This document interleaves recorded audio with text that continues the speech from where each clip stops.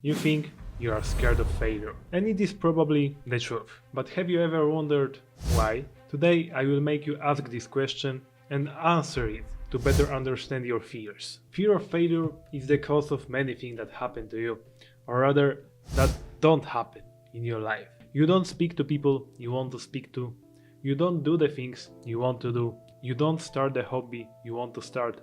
You don't go where you want to go. You're not living a life you want. That is a pretty common fact, right? It being the cause of many bad things. That's why people want to get free from this fear. But have you ever wondered if fear of failure is also an effect that is caused by something deeper? I bet you didn't.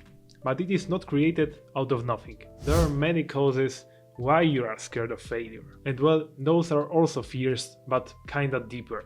Like for example, fear of helplessness. That according to psychologist Susan Jeffers, the author of this book, this is in Polish, the book is called Feel the Fear and Do It Anyway. Well, according to her, fear of helplessness is the root of all the other fears. Think about it.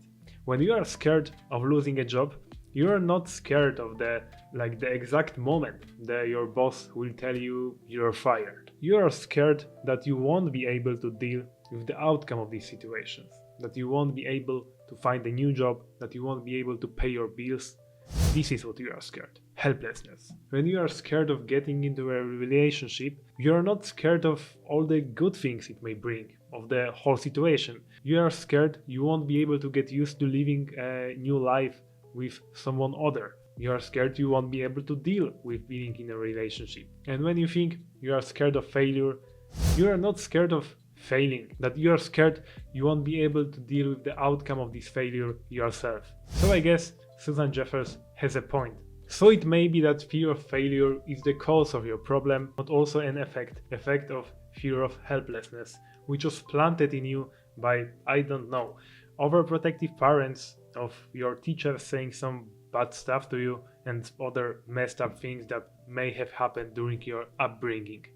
When I trace back my fears, I certainly see a pattern there. Doing some office stuff, getting some documents, dealing with problems was something my mother was doing for me for a very long time. And I wasn't opposing because it was comfortable for me. But from the other side, when I got a bad grade in school, I was straight up told I will end up in the streets, that I will become homeless because, well, I got a D on my history test, which is now ridiculous. But then it really messed up with my brain.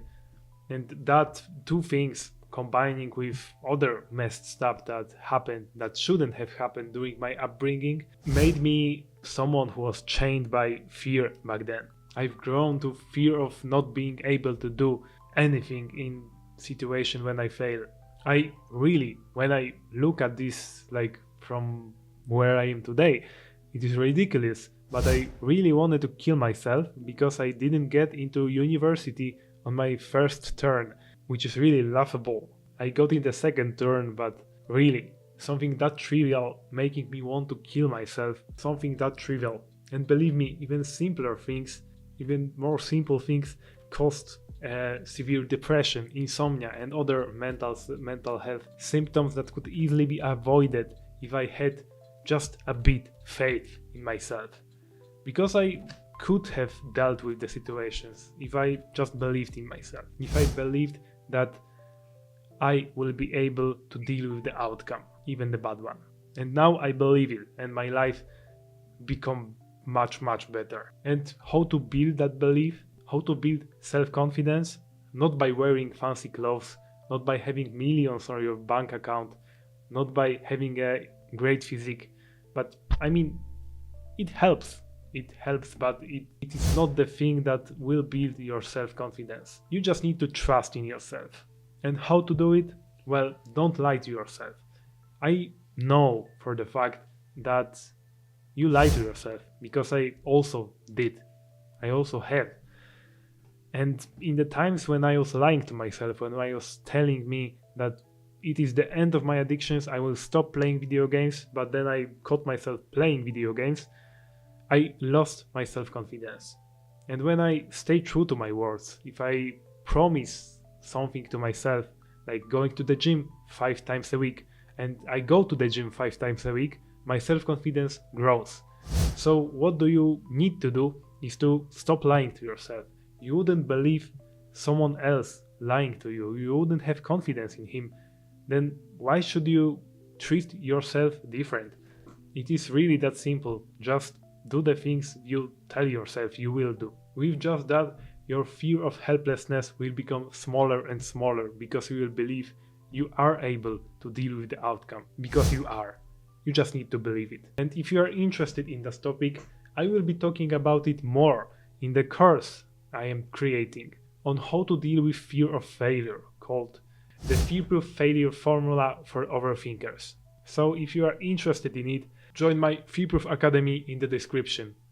And if you want to know why are you still struggling to defeat your fear of failure, watch this video.